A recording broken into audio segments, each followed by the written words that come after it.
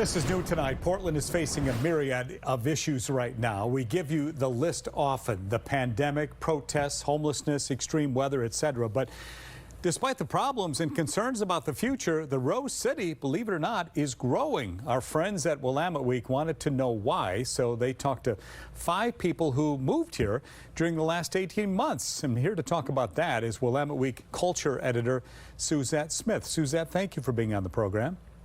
Thanks for having me. Data shows the pandemic slowed Portland's population growth but did not stop it. Is that right? Yeah, according to Portland State University's Population Research Center, they've seen a steady population increase. Portland used to be increasing at a very rapid rate. COVID and pandemic did slow it down, but it still appears that more people move here than move away. And you found people move to Portland for a variety of reasons, like family, space, work, school. Tell me about some of that. Sure. We had a couple New Yorkers who moved here. Living in Brooklyn during the pandemic just was a very difficult situation. They were stuck in small apartments. One designer, Tim Saputo, he said he moved here because he wanted his daughter to be able to grow up around nature. And at first, when she moved here, she was actually afraid of all the nature, but now she's really into it.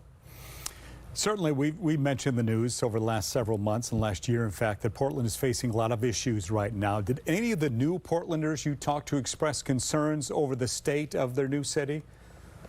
Yeah, everyone had some sort of anxiety they were conscious of. I would say that visible houselessness, people in tents, was something that was definitely new to a bunch of them.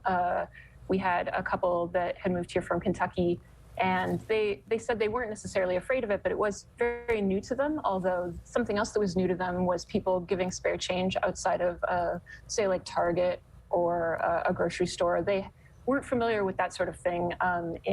They were from Newport, Kentucky, and Toledo, Ohio before that. So it's just interesting that that was something that was uncommon.